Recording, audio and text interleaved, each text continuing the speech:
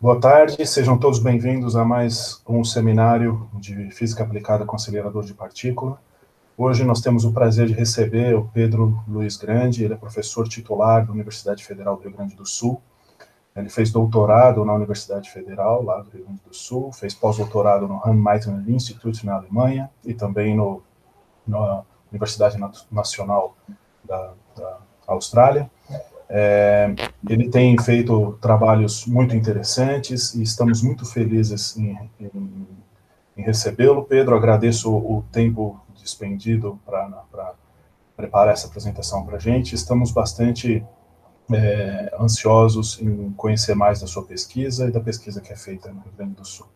Vou pedir para todo mundo fechar o vídeo enquanto o Pedro estiver apresentando, e na sessão de perguntas a gente abre os microfones e os vídeos. A palavra é com você, Pedro. Então tá, Thiago, obrigado pelo convite, mas é uma satisfação, né? Obrigado ao pessoal do LANF também. Até esse tipo de intercâmbio a gente tem que fazer com mais frequência, né? Mas, em todo caso, é um grande prazer, então, a gente começar, né? Então, hoje eu vou falar um pouquinho sobre, ou seja, algumas coisas que a gente tem feito lá no Laboratório de Exploração Iônica, aqui de Porto Alegre, né? Então, e também vou falar um pouco do que a gente gostaria que fosse o nosso futuro também, né? Então, vou falar um pouco das linhas que a gente tem feito e depois de um projeto de futuro, né? Tá, então tá aqui eu vou falar, então, íons, para que se usa íons, então vou falar um pouco de física fundamental, né, de ciências dos materiais, e a parte do futuro tem a ver com a vida, como usar o íons para a vida, para estudar a vida, né? Tá? Aceleradores, então, tem vários no mundo, né? Esse também é um slide um pouco antigo, né? Então, são 30 mil aceleradores em todo o mundo, né? Eles estão distribuindo em diferentes áreas, ou seja, o que nos une aqui é basicamente o nosso gosto, o nosso uso pelos aceleradores, né? E esses aceleradores estão distribuídos em várias áreas. A grande maioria dos aceleradores ela é usada para implantação iônica, são nas indústrias de microeletrônica, né? E tem vários tipos de uso, né? E tem o nosso interesse em comum aqui, que é na parte de análise de materiais por feixe de íons, né? Aqui estão os aceleradores nesse portal da IAEA, né, onde tem todos os aceleradores, tá? O nosso está aqui, o LANF está aqui em vermelhinho, tem o pessoal do Rio, né? Então, mas é bom, ou seja, com esse portal dá para identificar todos os aceleradores, o uso deles, quem são os responsáveis, né? Então, dá para ver, olha a diferença do hemisfério sul para o hemisfério norte, realmente é impressionante, né? Da quantidade de aceleradores. E está aqui o nosso, né? Então, que é o tipo de 3.000 kV, né? Situado na nossa Universidade Federal do Rio Grande do Sul, né? Então, em termos do Brasil, você sabe que são basicamente 3 centros que têm os aceleradores, né? Aqui em Porto Alegre, em São Paulo e no Rio de Janeiro, né? Aqui em Porto Alegre, ou seja, para quem não veio aqui ainda, a nossa universidade, ela tem 3 campi, né? Um chamado Campus do Vale, tem mais ainda, tem Campus Olímpico, Campus Médico, Campus do Centro, e a física fica nesse Campus do Vale, ou seja, bem perto de uma cidade aqui chamada Viamão, né? Fronteira com Porto Alegre, onde fica o nosso Instituto de Física, né? E fica o nosso laboratório, né? Que agora ele é o centro multiusuário da FINEP. A gente, nesse período de pandemia ou de falta de recursos, mas até que a gente foi contemplado com um projeto de manutenção do laboratório e para implementar uma linha de tempo de voo, né, com função de XY, ou seja, é chamado espectrômetro 2D, né? Isso ainda, mas a gente está ainda, assim, ganhando os recursos, só veio uma parcela para a gente implementar essa linha nova. Então, o bom desse cenário ruim é que, pelo menos, a gente foi contemplado, ou seja, com essa possibilidade da FINEP de financiar centros multiusuários. Isso, na verdade, ela está financiando vários centros multiusuários, muitos deles são de microscopia eletrônica, e nós somos o único centro que está sendo financiado com íons, né, peixes de íons. Então, esse é o nosso laboratório, né, que tem vários aceleradores, né, tem uma comunidade que é em torno de 20 professores que usam, mas esse tipo de facilidade, né. O nosso equipamento maior é um Thundertron de 3 MV, né, da High Voltage. A gente tem várias linhas aqui, como eu vou explicar, para quem não conhece ainda, né, e perdoe para quem já conhece, né, mas tem muitos estudantes ainda que não conhecem o nosso laboratório aqui em Porto Alegre. E, então, essas são as linhas que a gente tem lá no laboratório para fazer PIXE, que vocês conhecem bem, RBS, reação nuclear, a gente tem um microfeixe, né, a gente tem mais um aparelho que eu vou me dedicar mais aqui nesse seminário, que é onde eu uso mais, que é chamado Medium Energy Ion Scattering.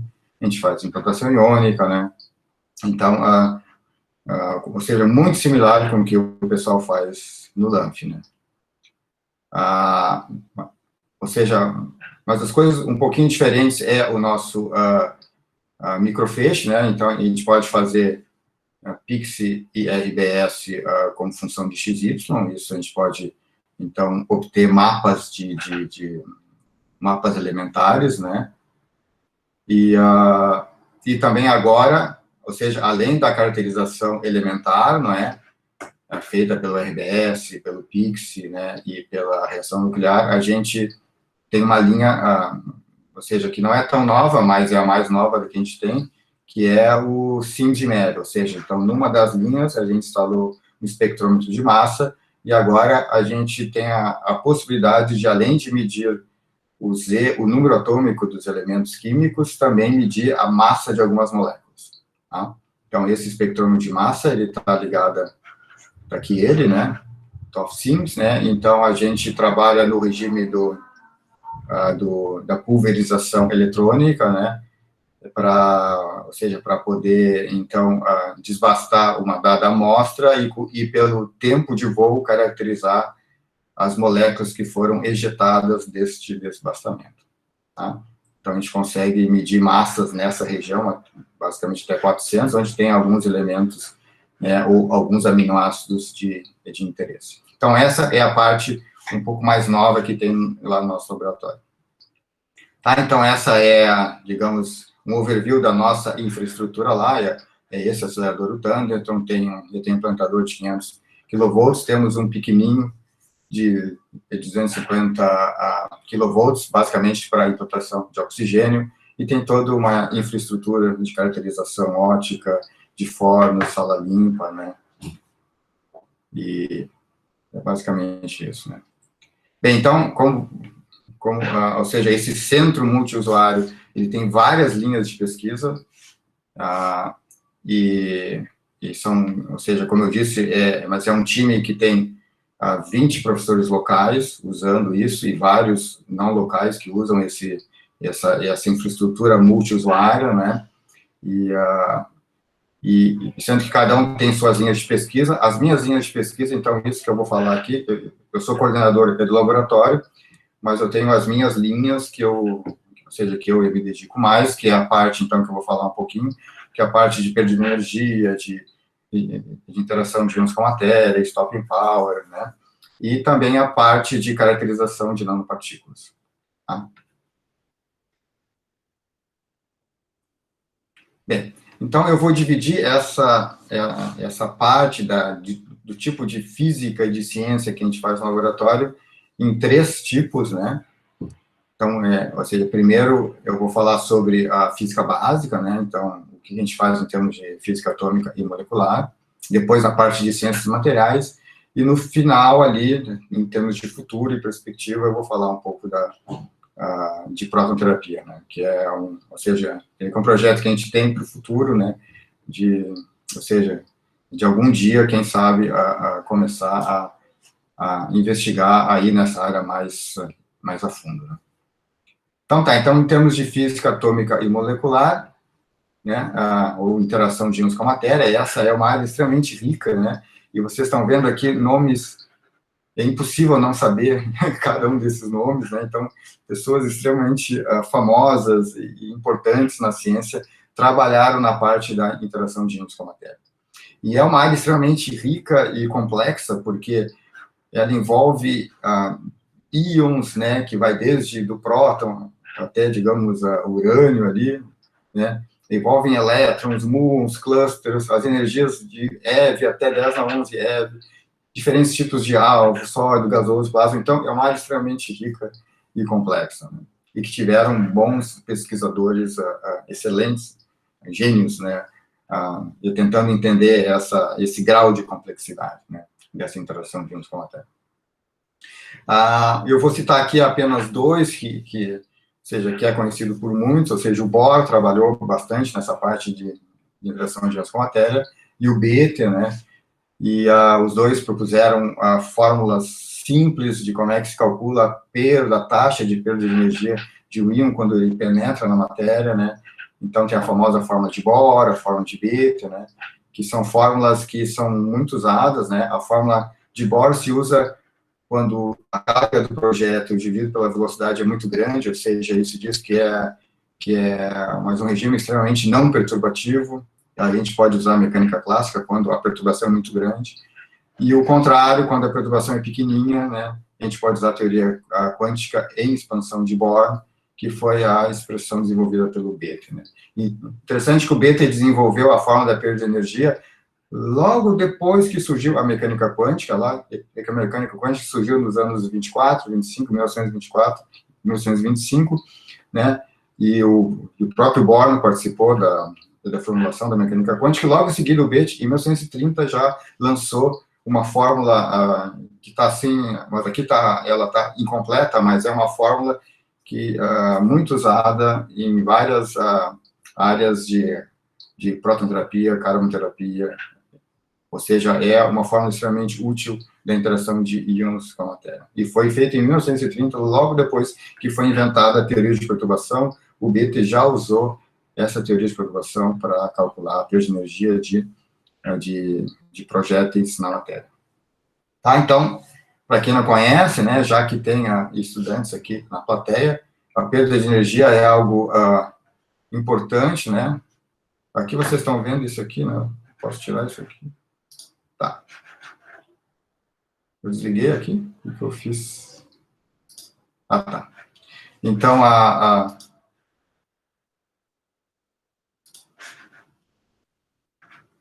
Então, tá. Vocês estão me ouvindo? Sim, sim. Tá. Sim, vendo e ouvindo perfeitamente. É que eu estou sem feedback aqui, né? Então, tá. Então, para quem não é na área, a perda de energia é um conceito fundamental e bem simples. Ou seja, um íon interage com a matéria, ele perde energia, ΔE, né? Então, a perda de energia é simplesmente a perda de energia média, quanto é que ele perdeu esse ΔE dividido pela distância que ele percorreu, tá? Supostamente, essa energia que ele perdeu, ele deu para o material, e aí ele pode provocar diferentes coisas no material, né? Ele pode desde danificar, pode amorfizar, e no caso mais interessante, ele pode matar as células cancerosas, tá? Então, esse ΔE, né, essa energia que vem do íon, tem diferentes tipos de utilidades. E, basicamente, esse ΔE, essa perda de energia, ela tem dois processos, assim, bem simples. Essa energia pode ser transferida para a energia cinética dos núcleos, ou pode ser transferida para os elétrons do meio, são esses pontinhos aqui. Então, a gente tem dois processos, o processo eletrônico e o processo nuclear, né? O processo eletrônico, ele é extremamente rápido na escala de femtosegundo, ele serve para ionizar os átomos do alvo, quebrar ligações químicas, ou produzir ondas de densidade, chamado plasmons lá dentro, né? E o stopping nuclear, ele está numa escala de tempo de picosegundo, ele serve para movimentar os átomos, eventualmente criando, então, estruturas, defeitos permanentes, como crateras ou defeitos dentro do material. Tá? Então, eles têm escalas de tempo diferentes, né, e têm importâncias diferentes, né. E essa é uma figura típica da perda de energia, mostrando esses dois processos, o nuclear e o eletrônico. O nuclear é importante para baixas energias, e o eletrônico é importante para altas energias, estão bem separadas essas duas energias, né? E cada um deles é responsável por um fenômeno específico, né? Então, o stopping eletrônico ele é responsável por quebrar ligações, movimentar os elétrons do meio, criar ondas de plasma lá dentro, enquanto que o nuclear é de bagunçar o sistema, né, os átomos da rede. Tá? Aqui, nesse seminário, eu vou estar mais interessado no stopping eletrônico. Tá? Ok, e eu trabalhei por um certo tempo, aí, em teoria, né, quando eu fiz o meu pós-doc na Alemanha, a gente fez cálculos ab initio, em teoria, da perda de energia eletrônica para sistemas bem simples, como sendo um próton interagindo com um átomo de hidrogênio. Então, é um sistema típico de 3 corpos, porque o átomo de hidrogênio tem um núcleo, tem um elétron e tem um próton vindo. E para esse caso mais simples, depois, claro, que a gente foi fazendo casos mais complexos, a gente pode resolver a equação de Schrödinger dependente do tempo para determinar a evolução temporal desse elétron que está ligado no átomo de hidrogênio. Tá? E aí, depois que esse próton vai embora, a gente vê qual é a energia que foi dada para o átomo de hidrogênio, excitando o átomo ou fazendo ionização. Então, a gente fez cálculos ab initio, baseado na resolução da equação de Schrödinger, independente do tempo. Né? A gente usou um método chamado método de canais acoplados, ou seja, a gente pega a função de onda do elétron e decompõe numa base de estados, né? E, nesse sentido, a equação, e sendo que essa base de estados são estados que são autofunções do hamiltoniano do alvo, aqui, do átomo de hidrogênio. Aqui é um exemplo de tal cálculo, ou seja, um próton se aproximando de um átomo de hidrogênio com um parâmetro de impacto de um raio de Bohr, né? Então, aqui, à esquerda seria um próton e à direita um antipróton.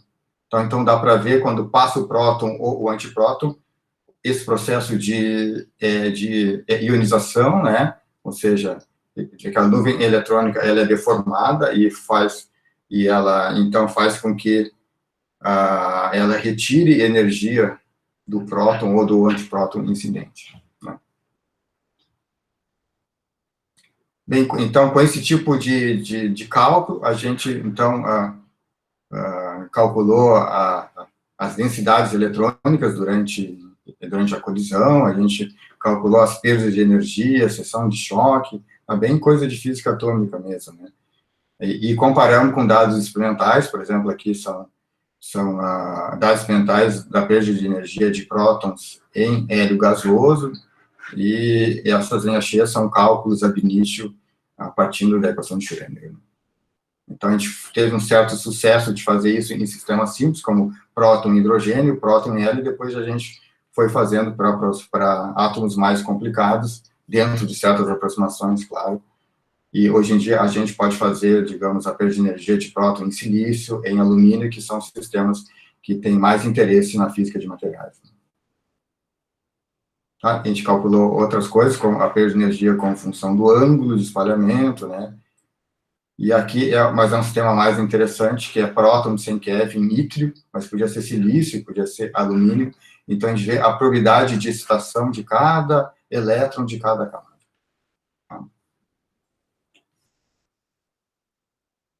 Bem, outra coisa interessante, né, que a gente também começou a estudar do ponto de vista da física atômica é o efeito de clusters, né, ou seja, o que eu for falar na física fundamental, a gente vai usar depois na ciência dos materiais. Né? Então, claro que a perda de energia, que a gente usa na parte de fundamentos, a gente usa na parte de ciências materiais. E essa parte de cluster também, porque a gente pode fazer feixe, em princípio, não só de íons ou átomos, a gente pode fazer de clusters. Por exemplo, H2+, é um feixe que a gente pode fazer tranquilamente aqui em Porto Alegre, né? E é interessante que num feixe de H2+, 2 prótons viajando juntos, isso vai ter 2 efeitos adicionais. Um é chamado efeito de vizinhança, que esses 2 prótons viajando junto, eles vão perder energia que não é a soma das perdas de energia, né? Isso é chamado efeito de vizinhança, é uma espécie de efeito de interferência, né?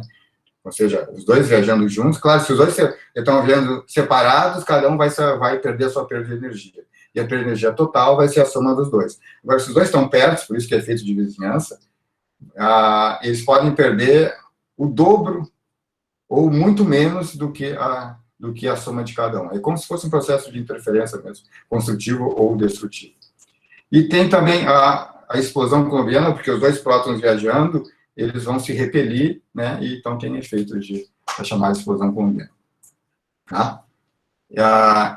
Esses efeitos são bem interessantes, eles podem ser entendidos dentro do contexto de potenciais de wake, ou seja, cada próton viajando na matéria, ele vai fazer um wake, né, uma onda de densidade, e duas ondas de densidade, e dois viajando junto, uma onda interfere na outra. Né? Tá? Então, foi isso que eu falei, do efeito de vizinhança, que a perda de energia do cluster é a soma da perda de energia dos constituintes do cluster, mais um termo de interferência. Então, a gente estudou isso e a gente mediu esses efeitos. Aqui só para mostrar uma analogia, né, com a situação que vocês já viram várias vezes. Uma lancha produz o seu wake atrás, e o que está atrás sente a ação do próprio wake. Então, como se fosse um próton e um outro próton, cada um fazendo os seus wakes. Quando eles estão separados, são coisas independentes, mas quando eles estão juntos, um sente a influência do outro. Então, dá esse termo de interferência. Né? E a gente mediu no laboratório esse efeito de interferência para prótons num feixe de H2+, num alvo de óxido de silício, né? E vimos, então, que no caso do H2+, aqui nós damos pontos experimentais, claro que a gente comparou com teorias que conseguem prever isso, a gente vê até que chega até uns 25% mais de perda de energia do que comparado à soma das perdas de energia. Isso aqui é a razão do stopping do cluster de H2+, dividido por 2 stoppings, ou seja, é pela soma da perda de energia, das perdas de energia. Então, chega a ter um enhancement aqui de 25% nessa região, e tem para baixa energia, tem um declínio de 20%. Então, isso aqui passa de interferência destrutiva para interferência construtiva numa região muito rápida aqui, muito rápida. E sendo que a gente identificou que essa transição é quando os plasmons começam a ser formados durante ou seja, é para baixas energias, a perda de energia é basicamente binária, não tem formação de plasmons. Para alta energia, tem efeitos binários, ou seja, a formação de electron hole, mas aí tem os plasmas. E esse switch da troca de interferência destrutiva para construtiva tem justamente a ver com quando os plasmons começam a ser importantes no processo de perda de energia.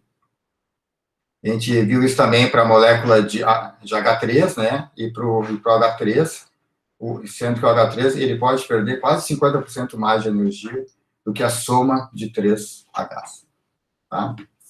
Então, isso são efeitos interessantes, né, que a gente pode, ou seja, é o tipo de física atômica que a gente pode fazer no acelerador, né, ou seja, a gente pode medir essas perdas de energia, e a gente pode, então, comparar com teorias que descrevem esse tipo de comportamento. Bem, outra atividade que a gente tem também na parte de perda de energia, né, isso é bem mais recente, né, a gente está investigando coisas assim que são mais fáceis de publicar, que é grafeno. Então, qualquer coisa que tu faz em grafeno, você consegue uma boa publicação, né. Então, o pessoal de Viena, eles estavam medindo as perdas de energia de um íon altamente carregado, 40 keV de xenônio, digamos, 32+, passando por um layerzinho só de grafeno. E eles mediram, então, a perda de energia, como função do estado de carga inicial do xenônio que estava vindo, e viram perdas de energia extremamente gigantescas, só para uma folhinha, um layerzinho de grafeno, né, que seja grafeno, só tem um layer mesmo, eles perceberam perdas de energia de quase 3 keV. Isso foi algo impressionante, porque, se vocês verem, a energia do centro de massa disponível para a estação é 3,3 keV, como se toda a energia do centro de massa fosse fosse para o canal da perda de energia inelástica, né? E aí a gente conseguiu descrever esse tipo de fenômeno usando uma teoria extremamente simples e nova para descrever como é que é a perda de energia nuclear e eletrônica como função da carga inicial e da carga final, porque eles medem, aqui está o layer de grafeno, eles sabem a carga inicial e eles sabem a carga final. Então, a gente desenvolveu um método que determina a perda de energia uma vez que se saiba a carga inicial e a carga final, né? E esse método é baseado na modelagem do potencial. Vem o xenônio, ele colide com o grafeno, com o carbono, a gente sabe como modelar esses potenciais, e a gente sabe que quando ele troca a carga, o potencial troca rapidamente. Então, ele estava numa carga inicial, depois, quando ele trocou a carga, ele vai para esse potencial, e essa troca é muito rápida quando o xenônio encosta no grafeno, né? Então, isso é uma física bem bonita, porque o xenônio, digamos, 30 a mais, ele chega perto do grafeno, ele, como se fosse um aspirador de pó, ele suga os elétrons do grafeno, esses elétrons ficam em torno do xenônio. O xenônio se diz que é um holoéton, é um átomo oco, ou seja, esses elétrons ficam tudo em torno do xenônio, né? Essas correntes, o pessoal de Viena viu, quando as correntes saem, ou seja, esses elétrons saem do grafeno e entram no xenônio, fazem correntes, que é o recorde de correntes que se pode observar, né? E aí, quando ele passa pelo grafeno, ele implode para um processo chamado intercoulomb decay, e ele sai com a carga final. Então, é um fenômeno extremamente rico, né? E que a gente conseguiu modelar com uma coisa bem simples de física 1, porque a gente sabe na física 1 que se o potencial é dependente do tempo, a energia não se conserva. E essa integralzinha nos dá, então, a perda de energia. Então, foi uma coisa relativamente simples, né, para analisar esse sistema complexo, né? Então, com esse tipo de metodologia, a gente conseguiu explicar essas grandes perdas de energia observadas para xenônio de baixa energia ou seja, foi grafeno, foi sulfeto de molibdênio, todos esses materiais, essas membranas 2D, né? E esse tipo de fórmula aqui, ó, ela tem uma analogia com a fórmula simples de Einstein. Por exemplo, se vocês querem saber qual é a energia liberada num processo de fusão, por exemplo, vocês não precisam saber QED para calcular qual é a energia liberada, né? Claro que a física, as regras na fusão, tem que saber QED, mas se vocês querem saber apenas a energia liberada, basta fazer esse cálculo simples, ΔMVC². E aqui é algo, tem uma certa analogia. Esse processo de interação do xenônio com o grafeno é extremamente complicado. Mas uma vez que a gente sabe as cargas iniciais e sabe que o potencial depende das cargas, né, fortemente da carga, então se a gente modelar essa mudança do potencial, a gente vai modelar, então, a perda de energia. Então, a gente fez essa teoria, né, e bateu muito bem com os resultados experimentais, explicando, então, essas altas perdas de energia, né, de xenônio nesses materiais 2D, tá? Ele vê que a grande uso desses materiais 2D é que, com os íons, eles tentam fazer buracos, né, para usar esses materiais 2D como filtros, né? Então, mas a ideia é como é que eu faço uma engenharia de defeitos em cima desses materiais 2D para as aplicações de material 2D. Uma das técnicas é usando íons para fazer os buracos nas posições corretas, né? E para fazer os buracos tem que entender a física de como é que se faz o buraco, a física da perda de energia. Então, tá. Então, isso é com relação à parte fundamental, que eu tenho estudado um pouco nesses últimos anos, né? E agora, então, vamos para a parte de ciências dos materiais, né? Que talvez seja a parte que vocês tenham mais interesse, né? Então, mas a ideia é usar o acelerador para caracterizar materiais, né? Isso vocês têm boas experiências nesse tipo de coisa. Só que a ideia a nossa é como é que a gente usa todo esse conceito de fundamentação teórica para empurrar a ciência dos materiais, para tentar caracterizar melhor as coisas, ou seja, como é que eu empurro as técnicas de feixe de íons para frente, ou seja, como é que eu posso tirar mais informação delas, sabendo a física fundamental que está por trás. Essa é a ideia geral desse projeto que eu estou envolvido, é como é que eu posso tirar mais informação, né, usando os conceitos fundamentais que existem. Bem, então, vamos para a segunda parte, então, desse seminário, que é íons para aqui agora, para modificar e analisar materiais, né? Então, de novo, eu vou me focar na parte de análise de materiais.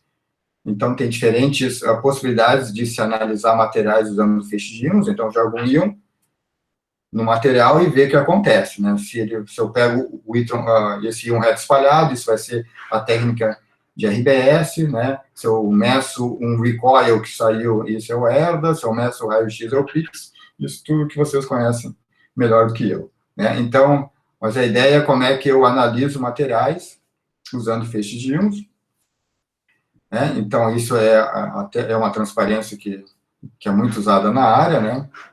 Então, eu tenho que saber interpretar, saber medir todo esse tipo de coisas que acontecem quando eu jogo um feixe de íons.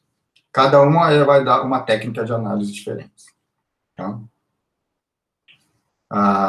E as técnicas de feixe de íons dentro dessa parte de superfície e de nanoanálise comparado com o que ele pode dar e com a resolução experimental, essas técnicas que eu vou falar agora estão nesta região aqui, né? Elas têm uma resolução experimental de 1 nanômetro a 10 nanômetros, e elas têm capacidade de análise elementar. Tá? Então, o carro-chefe dessas técnicas é a técnica de Rutherford, né? Que, obviamente, não vou falar nada sobre ela, né? Eu vou falar, então, sobre um refinamento dessa técnica de Rutherford, que é chamado de Medium Energy Ion Scattering. Então, ela é uma técnica baseada em reto espalhamento de íons, só que ela tem uma resolução em massa e em profundidade melhor que o RBS. Por quê? Porque o detetor é diferente. No RBS, o detetor é um detetor de estado sólido. No MEIS, o detetor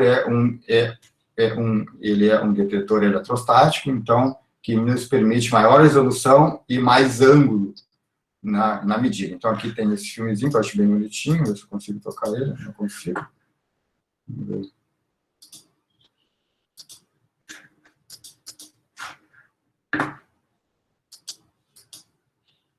Não consigo. O pointer eu acho que atrapalhou. Se eu não consigo, então tem esse que faz igual, deixa eu ver. Agora sim, tá. Então tá, agora eu vou conseguir. O filmezinho tá ali um íon, que ele é reto espalhado, e ele entra num detetor, isso sim que é diferente, um detetor que ele vai, então, medir a energia e o ângulo das partículas que incidem sobre ele, né? E neste detetor sensível à posição, ele vai registrar, então, a energia e o ângulo das partículas, tá? Então, é o que está aqui, é a mesma coisa, né? Então, então, a energia e o ângulo, ele é selecionado por esse detetor eletrostático toroidal, né? E o que a gente mede são coisas desse estilo aqui, ó. Aqui é primeiro o equipamento que a gente tem em Porto Alegre, ou seja, esse equipamento, que é o de Medium Energy Ion Scattering, né? Tá aqui a câmera, tá aqui ele, aqui ligado no implantador, ou seja, no acelerador de energia menor, tá? E com essa técnica a gente pode medir tanto a energia dos íons reto espalhado, como se fosse no RBS, e com isso, depois de uma deconvolução, vai me dar a quantidade do material e vai me dar a distribuição em profundidade do material dentro do composto, né, ou seja, do elemento dentro do material. E se a gente faz uma análise angular, já que esse detetor ele pode medir uns 30 graus simultaneamente, a gente pode, então, ter informação de como é que é a superfície, né? Se isso for feito em ultra alto vácuo, com uma superfície bem preparada, a gente vai poder medir, então, as curvas de bloqueio, e as curvas de bloqueio, depois de uma simulação, vai nos dar a informação dos elementos na superfície, né? Como é que a superfície, se ela é reconstruída, não é reconstruída, como é que a vibração térmica ao longo da superfície. Então, o bom dessa técnica é que a gente, no modo que tu mede a energia, é como se fosse um RBS normal, né? E no modo angular, sim, ela dá informações diferentes. Então, tá aqui ela, no caso de 175 keV de prótons em óxido de titânio em cima de silício. Esse é o mapa 2D que a gente tem, né? Então, isso aqui é ângulo aqui embaixo e energia aqui. Então, isso é um espectro 2, ou seja, que a gente chama 2D. Aqui são os sinais que vêm do reto espalhamento do próton no titânio, tá? Depois no silício, no oxigênio. Aqui tem uma faixa de carbono, que sempre tem um pouquinho de carbono em cima do material, né? Aqui está o carbono. Então, a gente consegue identificar os materiais, né, pelo fator cinemático, né? E aqui dá para ver que esse silício, ele tem essas curvas de bloqueio, ele é cristalino, né? Então, ele dá bastante informação a esse mapa 2D. Ou seja, dá mais que o RBS, porque no RBS a gente viria apenas um ângulo, né? E aqui não, a gente vê uma faixa de ângulos. Então, então, a gente vendo esse mapa, a gente pode entender mais do que vendo apenas uma tirinha aqui dentro. Aqui, só para mostrar que a gente já trabalhou com identificação de oxigênio 18 e oxigênio 16, ou seja, a gente pode ver as duas. Isso aqui é óxido de silício com oxigênio 18 em cima de silício cristalino, em direção canalizada. Aqui estão as linhas de bloqueio, então a gente dá para ver o sinal tanto do oxigênio 18 quanto do 16 nesse tipo de amostra. Tá? Então, a gente tem sensibilidade isotópica no caso do oxigênio. Bem, a novidade, então, é que a gente pode usar essa alta resolução do MEIS, né, para investigar nanopartículas, né? Ou seja, como é que a gente pode ver dentro de uma nanopartícula? Como é que a gente pode caracterizar uma nanopartícula que tenha, por exemplo, uma estrutura core shell, né? E para fazer isso, a gente tem que entender melhor a física da perda de energia, porque se a gente mede um espectro que tem uma certa assimetria, se a gente olhar, pode ser que a assimetria venha realmente do efeito da nanopartícula, porque quando a gente faz MEIS de nanopartícula, a gente vê sinais assimétricos em diferentes ângulos, né? Mas também pode ser que essa assimetria veio simplesmente porque teve uma difusão lá dentro. Então, a gente tem que entender os processos de assimetria antes de usar a técnica do MEIS para caracterizar materiais, né? Então, foi isso que a gente fez logo no começo, antes de implementar o MEIS lá em Porto Alegre, a gente estudou o MEIS do ponto de vista teórico bastante, né? Então, do ponto de vista teórico, é entender essas assimetrias da curva, né? Porque no RBS a gente pode usar gaussianas para interpretar os resultados, para converter o espectro experimental para uma distribuição teórica. Mas aqui no caso do MEIS, não, a gente não pode usar mais gaussianas. Por que a gente não pode usar gaussianas? Então, gaussianas não são mais permitidas, até isso, para quem não sabe, é a nota de 10 marcos da Alemanha, que tem exatamente uma gaussiana ali no centro da nota, né? Mas agora não tem mais essa nota, agora é euro, né? Mas eu achava bem bacana, porque eu não precisava decorar a fórmula da gaussiana, que estava na moeda da Alemanha. Então, eu só olhava ali o marco alemão e já tinha a fórmula da gaussiana direitinho. Mas agora não tem mais. Mas a gente não pode usar a gaussiana nesse caso, né, quando a gente tem alta resolução perto da superfície. Então, não podemos mais usar a gaussiana, porque a situação não é mais simétrica. Ou seja, da onde vem essa assimetria? Vem do ponto de vista estatístico, porque em cada colisão, a perda de energia não é simétrica. Mas se a gente está no RBS, que a gente tem milhares de colisões, vocês sabem pelo teorema do limite central, se vocês têm algo assimétrico e convolui isso várias vezes, no final vira uma gaussiana, e por isso que todo mundo usa gaussiana, né, para tratar dados, porque a gaussiana ela é um atrator, ou seja, ela vem do teorema do limite central. Se eu tenho várias coisas que acontecem aleatoriamente, né, se forem muitas, no final vai me dar uma gaussiana. Mas não é isso que acontece no mês, porque no mês eu tenho baixo número de colisões. Então, ele, na superfície, ele bate 1 ou 2 e depois volta.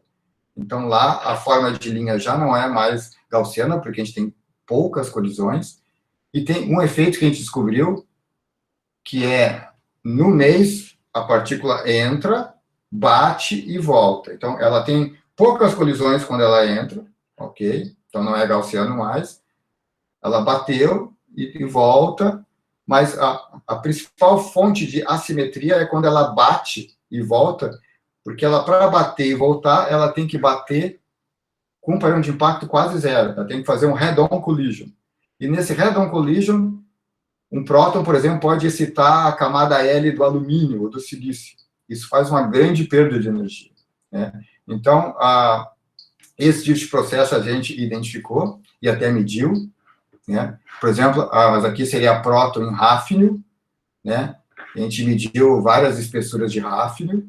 Está aqui para 2,2 nanômetro, 1 nanômetro, 0,5 nanômetro, 0,2 nanômetros. E para espessuras muito finas, né, falha totalmente a aproximação gaussiana, ou seja, a aproximação gaussiana daria uma forma de linha assim para 0,2 nanômetros, né? Enquanto que a medida é uma coisa assim. Então, essas caudas aqui, ó, não é que o hafnio difundiu para dentro, isso vem da física. Então, essa cauda aqui é física, não é difusão do hafnio dentro do silício. E a física é de uma colisão única de um próton batendo no hafnio, excitando o hafnio e voltando. Então, esse é o rabinho que ele está excitando, o próton está excitando o hafnio nessa colisão de reto espalhamento. Tá? Então, a gente conseguiu, mas a gente faz esse processo. De fato, esses processos são importantes para espessuras abaixo de 1 nanômetro. Acima de 1 nanômetro, então não é tão mais importante. Né? E a gente, então, desenvolveu métodos de investigar essa forma da perda de energia, né?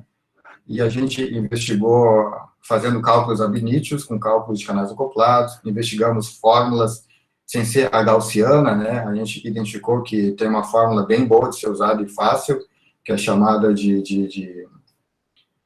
seja, ela é uma convolução da gaussiana com mais um decaimento exponencial, né?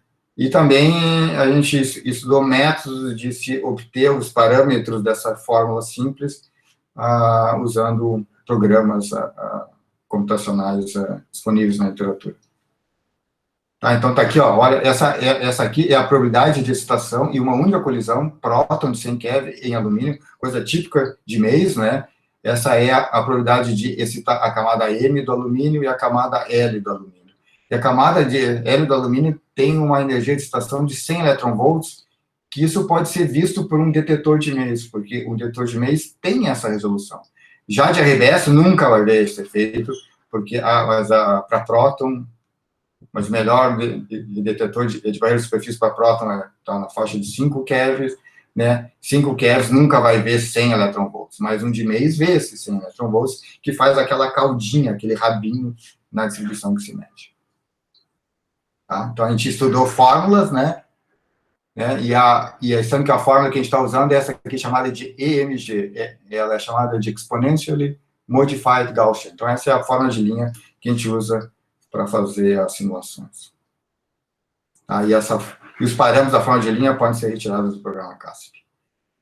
Bem, com isso em mãos, então, ou seja, sabendo a física da perda de energia, a gente desenvolveu um método Monte Carlo, né, para calcular o espectro de mês, ou de RBS, mas em geral de espectro, para qualquer forma de nanopartícula, né, densidade de nanopartícula em cima de uma superfície, distribuições de tamanho e que tenha a física da forma de linha, né. Esse programa foi chamado de PowerMaze, ele tem sido usado, ele começou em 2009 e está cada vez sendo melhorado. Hoje está numa versão que ele está num servidor, mas é possível rodar ele pela internet, no browser, né? Então, esse tipo de coisa tem evoluído bastante dentro do nosso laboratório. Tá, então mas a física desse programa é relativamente simples, tem uma nanopartícula, se sorteia por Monte Carlo um cubinho dentro dessa nanopartícula, né? E aí se calcula a perda de energia quando a partícula vai nesse cubo, ou seja, quando o íon incidente ele é espalhado dentro desse cubo, então ele entra, ele sai, essa é o yield correspondente a esse cubinho, então faz toda a simulação por Monte Carlo, a nanopartícula, ela é descrita por uma matriz, né, então, mas a gente pode descrever qualquer forma de nanopartícula, desde que a gente faça uma matriz 3D, ou seja, é discretizada por voxels, né? E aqui a gente mostra, por exemplo, como é que diferentes formas têm espectros 2D bem diferentes, ou seja, o mês de um filme é diferente de um mês de uma bolinha, que é diferente de um mês de uma semisfera, que é diferente do mês de um cilindro, ou seja, cada forma de nanopartícula tem espectros 2D muito diferentes. Espectros 1D seria muito parecido, pessoal. Se eu pegar apenas um corte aqui, ó, seria muito parecido o espectro 1D, mas o 2D não. Então, o 2D é que distingue mesmo a forma da nanopartícula. E a gente, então, aplicou em diferentes trabalhos, né, isso deu alguns doutorados, ou seja, para vários sistemas diferentes, de nanopartículas de ouro, nanopartículas de seleneto de cádmio cobertas com sulfeto de zinco, de chumbo, né, de ferro, então cada um seria um seminário, então eu vou só vou falar rapidamente desse aqui, então, só como exemplo, né, são nanopartículas de seleneto de cádmio cobertas por sulfeto de zinco, são os quantum dots, né, elas são importantes porque elas são fontes de luz, né, e a gente pode comprar elas de diferente tamanho, cada tamanho vai ter uma cor diferente. A gente só pingou uma delas em cima de um alvo de silício, né, e a gente fez o mês, né, então estão aqui as linhas do cádmio, do selênio, do zinco, do enxofre, do silício. A gente simula, então, isso usando o Power Maze, e pelo aquele velho procedimento de variando a simulação até ajustar o experimento, mas aí a gente selecionou 3 ângulos aqui, 110, 120, 130, é isso que a gente falou na defesa de tese do Filipe, com o Manfredo, que a gente não usa todo o mapa para chegar, ou seja, na forma inicial, mas a gente joga fora 50% do mapa, porque a gente pega só regiões, o certo seria usar todo o mapa para fazer a simulação. Mas, de fato, então, fazendo a simulação, comparando e fazendo minimização de Q quadrado em 3 ângulos, a gente chega, então, na composição da nanopartícula, né? Eu vou aqui um pouquinho mais rápido, porque eu já estou atrasado.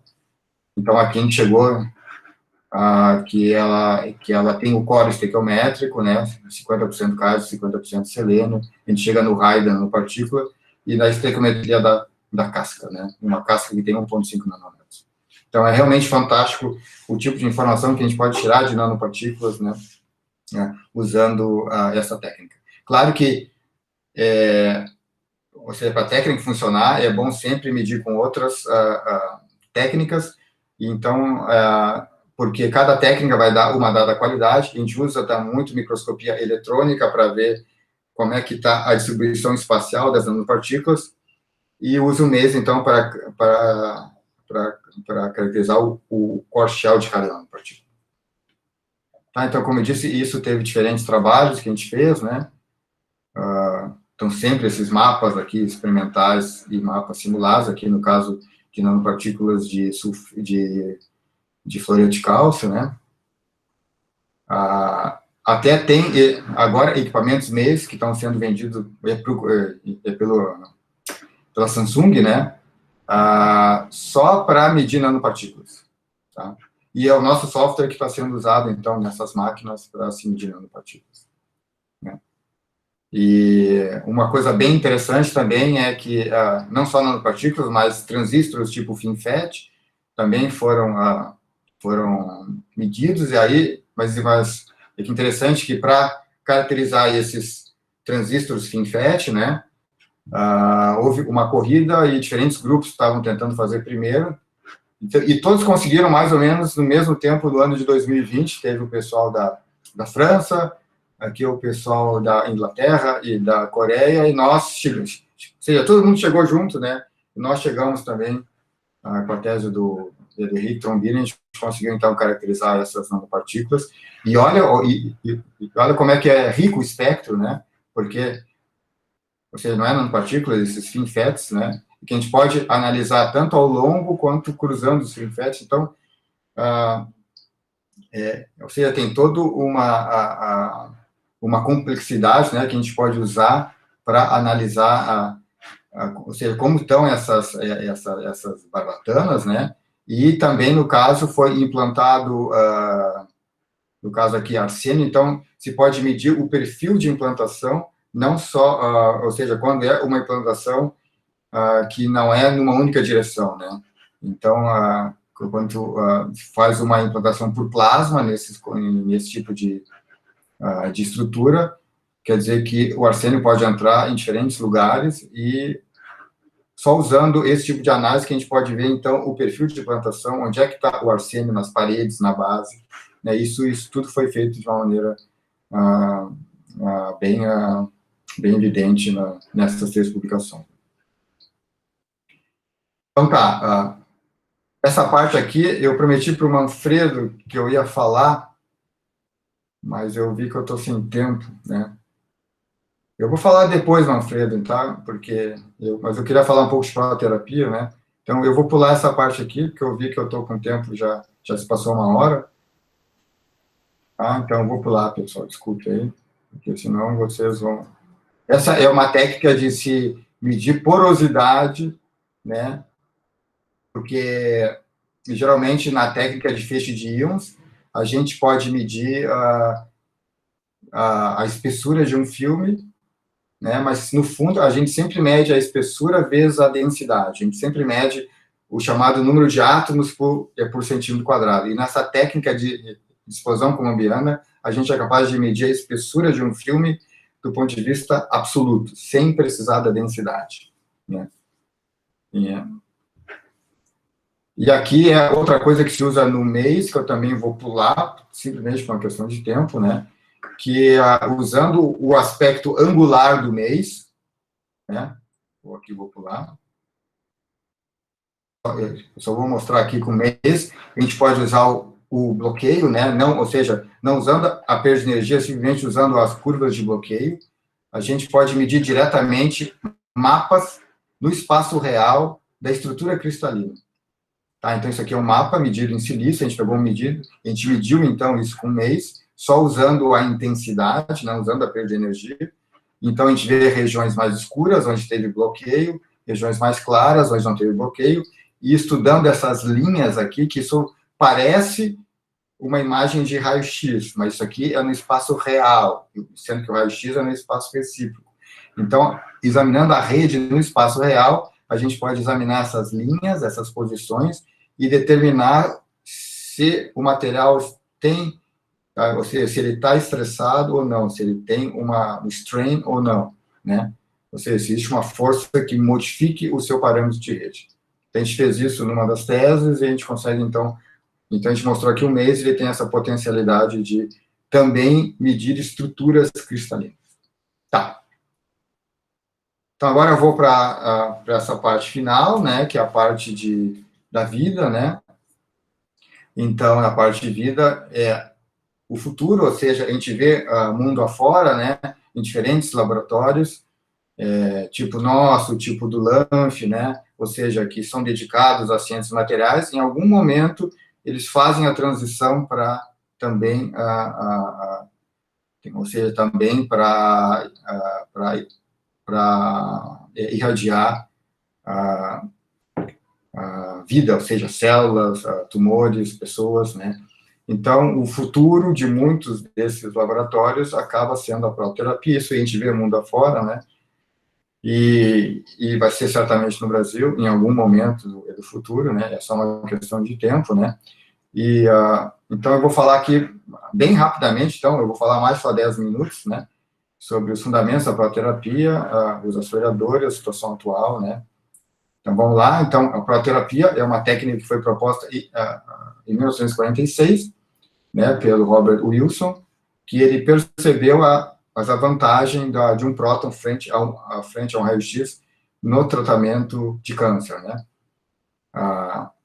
É que a diferença básica de um fóton e de um raio-x é que o fóton ele não tem massa, quer dizer, desculpe, entre o fóton e o próton não tem massa e o próton tem massa. Se o fóton não tem massa, ele está sempre na velocidade da luz, então ele nunca para. Quando que o próton tem massa, ele em algum momento vai parar. É tão simples quanto isso, né? Então, a diferença do fóton é que ele não para e o próton para. Então, usando esse conceito simples, né? Quando a gente joga um feixe de prótons, digamos de 200 MeV, tá, em cima da água, os prótons vão parar nessa distância de 32, né?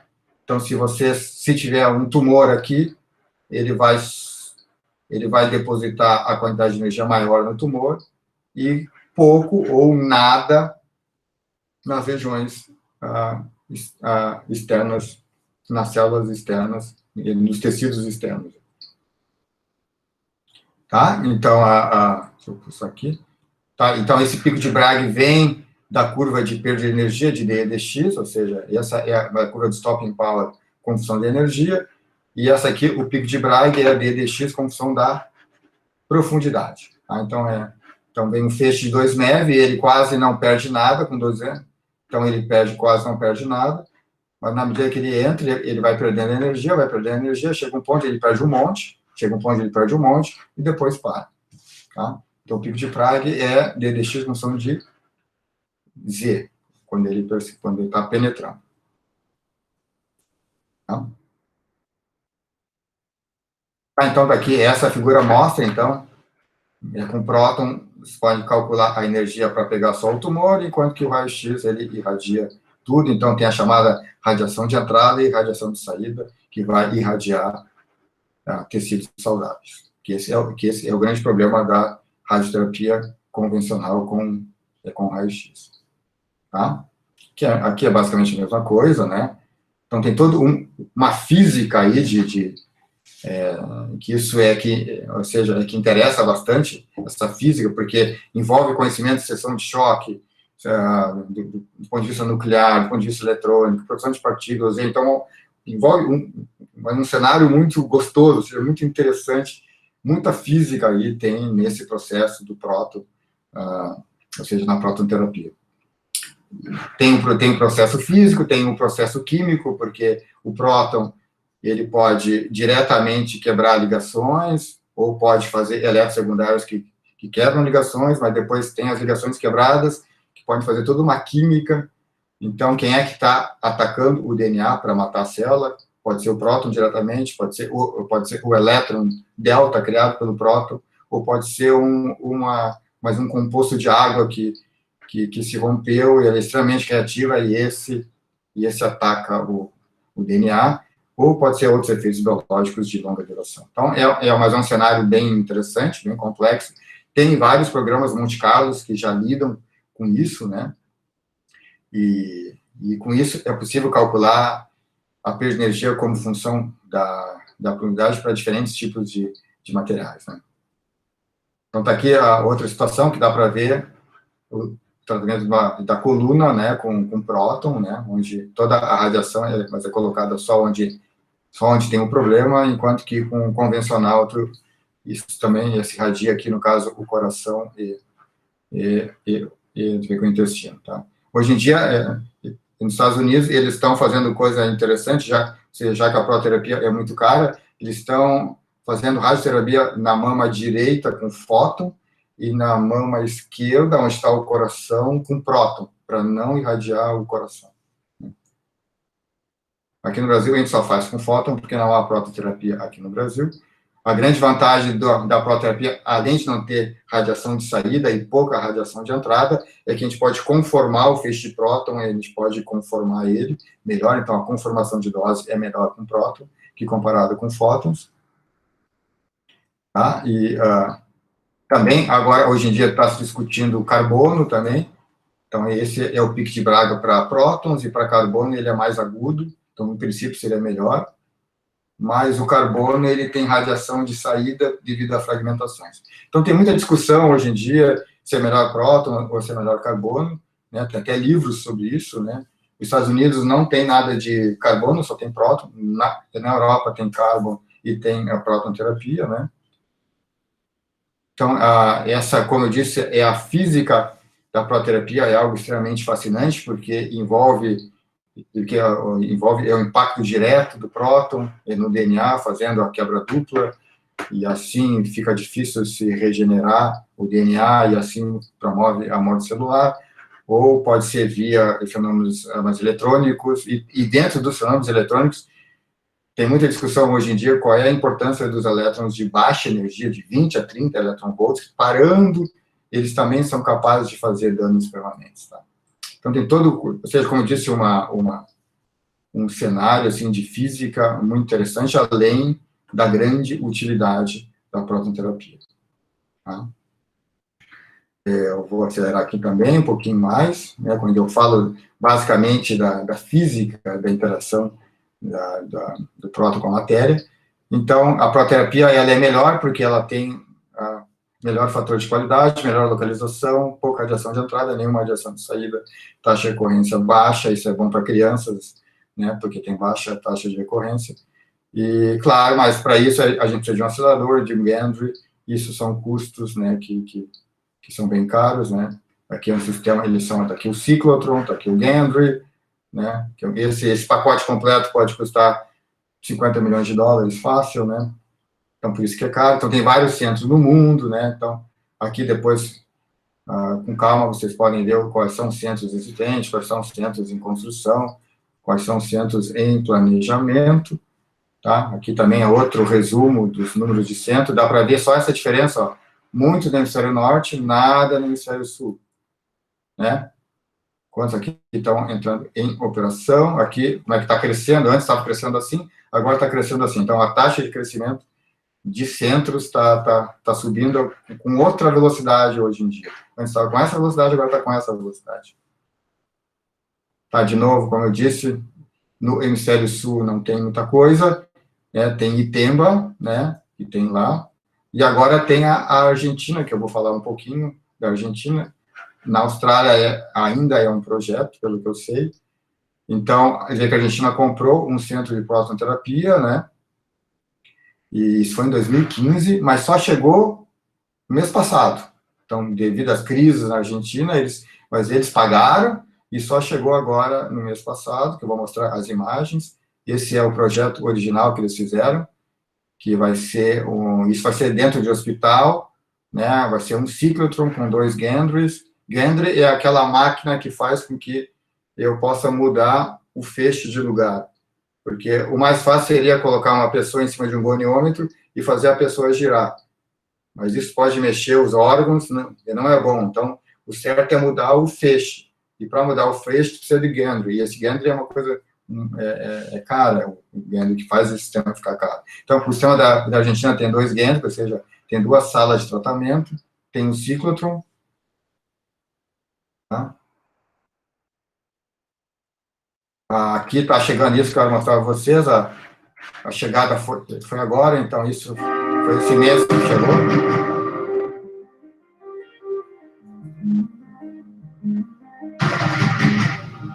Aí o ciclotron, né?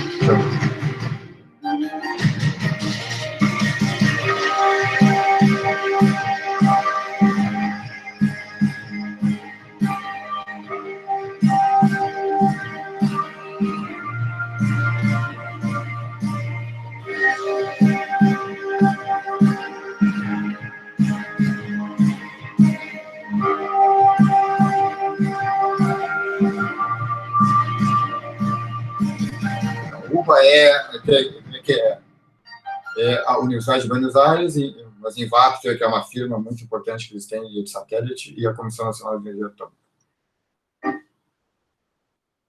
Tá? Então, aqui, só para mostrar que o número de pacientes que possivelmente são candidatos à próton-terapia, um monte no Brasil, claro. O número de salas que a gente precisa ter no Brasil, 19. A Argentina seria 4, ela já tem, aqui vai ter, na verdade, vai ter uma sala para o Gendre, eles já têm 2, então eles já conseguiram 2 dos 4 necessários. O Brasil tem 0 e tem 19 necessários. Né? Aqui só para mostrar que o acelerador, esse é o ciclotron, ele até que é pequeno, né, e ele não é tão caro. O que é caro são esses Gendries, que é para movimentar o feixe de lugar. Né? Já tiveram várias tratativas de se instalar isso no Brasil, e até agora todas deram erradas,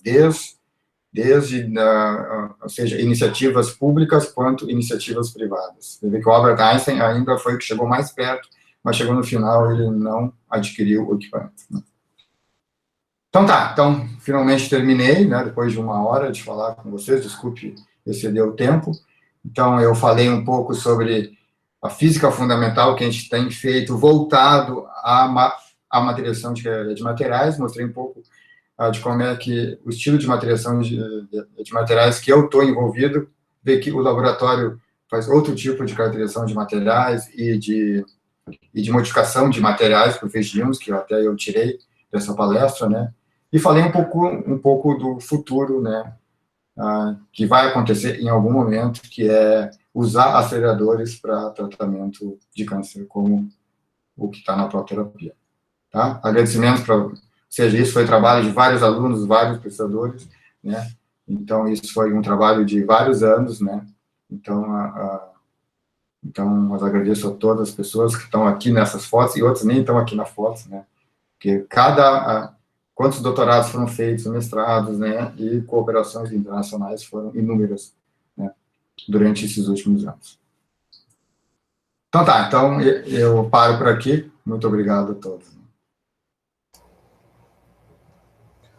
Pedro, muito obrigado. Ótima apresentação. Sempre que tem essa interface entre física nuclear e física dos materiais, são assuntos que sempre chamam muito minha atenção em particular, justamente pelo que você falou, né? Acaba juntando muita física, muitos assuntos interessantes, adiciona uma complexidade bastante interessante para os problemas, né?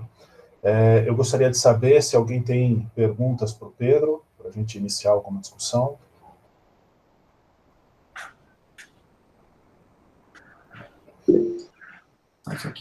O Nemitala levantou a mão. Oi, Nemi, você quer fazer a pergunta? Sim, vou aproveitar. Aí, Nemi, tudo bom? Tudo bom, Pedro? Desculpa, acabei chegando um pouco tarde no seu seminário, mas eu peguei a parte do Material Science da Life, não consegui ver toda só 1 hora, eu peço perdão para você, desculpas, mas eu queria, da parte que eu assisti, eu estava interessado em saber 2 coisas em especial. A divergência do feixe, quando você usa o MEIS, quanto que ela afeta tanto na resolução e energia, como na posição do seu espectro 2D, ou ele não afeta nada, você consegue driblar isso? Como é que fica a divergência do feixe de entrada? Mas o que afeta mais são as slits nesse sentido. Tá? Então, tanto que a nossa slit ela é mais estreita nesse, como se fosse um retângulo. Certo. Tu estrangula o feixe aqui, maior resolução e energia tu vai ter. Então, para nós, o fundamental são slits fechadinhas nessa direção aqui. Porque a resolução e energia que você tem é basicamente a trajetória que você tem no seu eletroímã, né? Basicamente é essa que você tem, não é isso? Então, se você não controlar essa divergência, isso não limita muito o seu... Não, é que são 2 intensidade. A intensidade do seu feixe não fica muito... Esse, exatamente, tem vários laboratórios que... Porque, assim, eu vi que o grande problema do Meisner é que ele é assim, mas ele demora muito. Você não é tipo assim, mas a RBS que coloca uma amostra, digamos, meia hora está pronta. Isso. Coloca uma amostra e talvez um dia não seja suficiente. Demora muito tempo. Aí tem alguns laboratórios que, para melhorar essa eficiência, eles abrem os slits. Porque nem sempre quer ter alta resolução. Pode ser uma baixa, né? Ou uma média. Então, alguns abrem, mas só que a nossa slit ela é fixa, não dá para mexer. Mas, de fato, teria experimentos que seria melhor abrir para ter mais estatística. E sendo que o grande problema do MEIS, frente ao RBS, muito mais complexo de se analisar. Sim, lógico. Muito mais complexo. E, assim, a gente, quando dá certo, até mais a gente tem que fazer horário estendido. E, digamos, eu sei, começa às 8 da manhã, quando começa a dar certo, termina às 10 da noite. Né? Entendi. Sabe que para cada tentativa, apenas cada 10, 2 dão certo. Então, várias vezes estamos lá, todo mundo começa 2, ou seja, chega lá os alunos 8 da manhã, aí vai tentar fazer o fecho sai lá pelas 10, pelas 11, e pelas 2 da tarde cai o fecho. A gente sabe que as figuras são sempre figuras típicas, né? As figuras típicas são ótimas. Não, mas os resultados são muito impressionantes, eu fiquei muito impressionado, achei que ficou muito bem, muito bom, principalmente das nanopartículas, a diferença, né, na estrutura do 2D fica uma coisa muito... É claro que a gente mostra só o que deu certo. Né? Mas é isso que vale, dá certo, né, pô? É isso que vale, não tem o menor problema. Parabéns de qualquer jeito. Local. Parabéns por um excelente seminário. A parte que eu vi, desculpa não ter visto o primeiro, tá certo? O início. Tá... Obrigado. Neme, que a nossa piada local é que a gente, assim, mas eu sempre falo essa piada local, que o nome é mês porque demora no mínimo 1 mês para analisar. Imagino, tá certo? E para acertar aqueles FinFET, não sei se o Trombini está aqui na audiência. Quantos meses foram, Trombini? Está aí na audiência, o Trombini? Pelo menos 12. 12 meses? Eu fiquei imaginando, quando você falou que fez em 2 direções, só de posicionar e fazer nessas 2 direções que você falou, eu já fiquei imaginando que você ficou muito tempo tentando fazer. Por isso que a gente está pensando aí, a gente vai querer mais ajuda de vocês, do Thiago, de como implementar isso mais rápido, de como fazer essa análise bidimensional mais rápido. Entendi. Aí nós vamos ter que fazer com inteligência artificial, talvez, nós vamos tentar. Tem que agilizar isso. Não pode ser que tu tire um espectro e demora tanto tempo para ter a coisa. Né? Demora, porque realmente para tu ajustar e ter todas aquelas características do FinFET e mais o perfil de implantação do arsênio que foi implantado por plasma, né? Sim. 12 meses, é uma coisa... Então, a gente tem que desenvolver técnicas agora, ou seja, por isso que a gente está pensando muito na parte de inteligência artificial que o Thiago publicou agora, já faz 2 anos, Thiago? Porque o tempo passa tão rápido que eu já começo a esquecer do tempo. Usando rede neural? Isso, A gente publicou um esse ano e um há 2 anos. Exatamente. Então, a gente tem que entrar nisso também, Thiago, tem que entrar nessa parte, porque é muita coisa para uma rede neural só. Você tinha uma rede neural artificial para... Né? Sim. É isso. Parabéns, de qualquer jeito. Obrigado. Bom, eu vou usar a minha prerrogativa de chair e vou colocar uma das minhas perguntas que tem a ver com o que o Neme disse. Né? Ele perguntou da divergência do feixe, você falou a respeito do formato da fenda, e aí a minha pergunta seria qual é a influência do straggling geométrico, né? Porque aí eu acho que, nesse caso, o outro sentido da fenda teria um papel mais proeminente. Né? Tem alguma influência do straggling geométrico? Mas toda a obtenção da forma da nanopartícula vem do straggling geométrico da nanopartícula. Ah, certo. É verdade. Porque, ou seja, por isso que a gente tem que entender direitinho todo o straggling, né? E por isso eu acho que o Manfredo fez aquela profecia do straggling lá no caso da tese do Felipe, mas a gente tem que saber tudo direitinho, porque toda a obtenção da forma vem do straggling de forma, que tem que distinguir do straggling intrínseco e da resolução e do straggling vindo de uma única colisão, sabe? Uma única colisão dá um straggling. Né? Então, isso tudo tem que ser bem entendido para nos capacitar para realmente conseguir analisar a nanopartícula. Tem que identificar todos esses stragglings, porque a forma da nanopartícula vem do straggling de forma. Entendi. Manfredo, acho que você levantou a mão primeiro, Kelly. Bem, Pedro, eu fico feliz que você não abordou a questão da explosão colombiana, porque eu certamente vou ter um outro seminário seu tão bom quanto esse em breve. Perfeito. Então, Apoio. eu começo agradecendo, brilhante seminário, realmente sensacional. E eu gostei muito da sua introdução teórica, acho que como motivação para os alunos, quando eles estudam aquelas coisas de mecânica quântica e não sabem para que está estudando, você acabou de mostrar um pouco como é útil e como é necessário aprofundar um pouco a teoria de perturbação.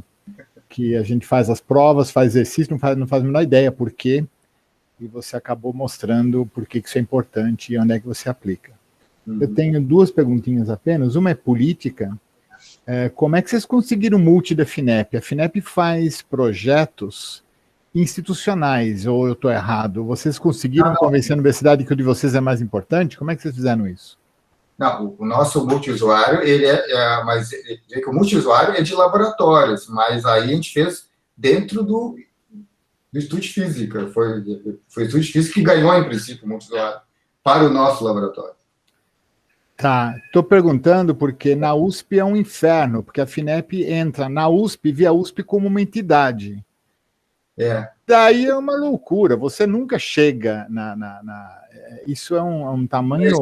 Mas esse edital do multiusuário ele é um pouquinho diferente do CT Infra, mas ele permite que laboratórios entrem isoladamente.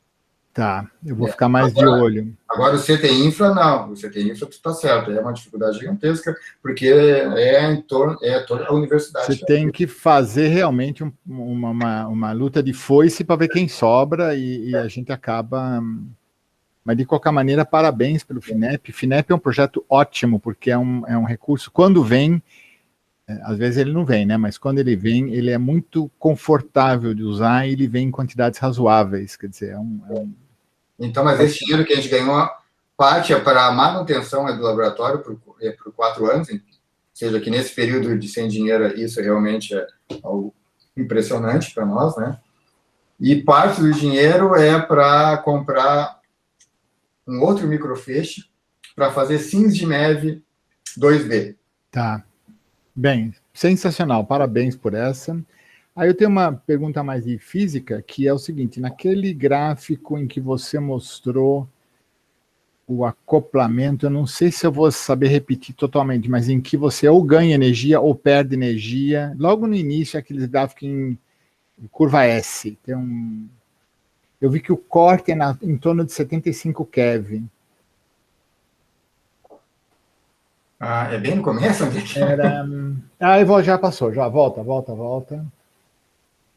Mais um pouco, volta, vai. Aí, esse aqui. O 32. 32. Esse aqui, tá. Isso. Tá.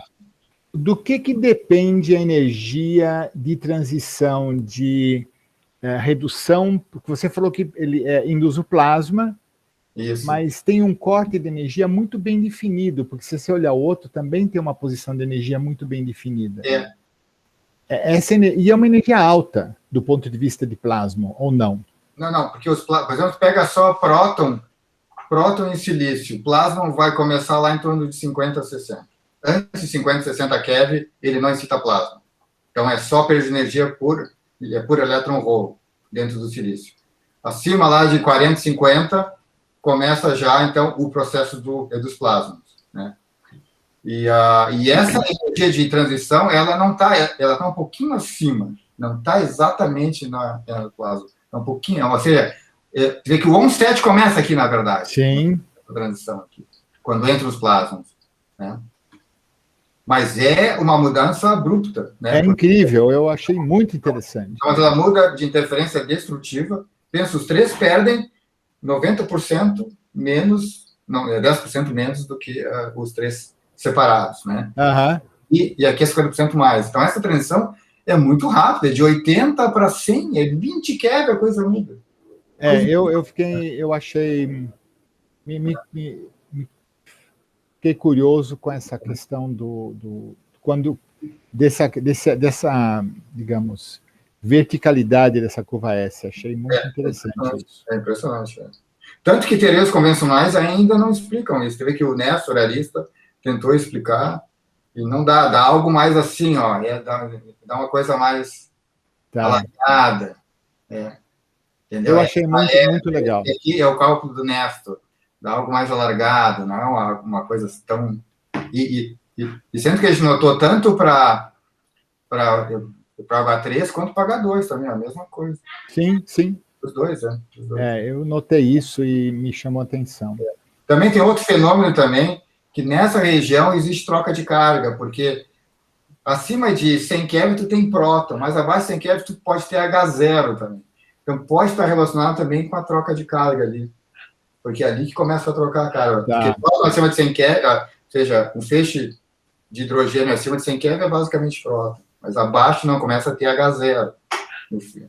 Bem, de qualquer maneira, achei muito curioso isso. E, finalmente, só em relação à aplicação de protonterapia, eu estou sendo, digamos, otimista e um pouco visionário, mas eu tenho a impressão que nós vamos ter que achar tecnologias menores para fazer aceleradores. Se a gente conseguir fazer um acelerador tamanho de uma mesa, a gente vira o acelerador inteiro, em vez de fazer um gantry. Alfredo, posso discordar? Então, discorde. É o seguinte, é que agora eu estou sabendo dos preços bem, né? Quanto é que é o preço de um ciclotron? Eu achava que é da ordem de $1 milhão. É só 1 milhão? É.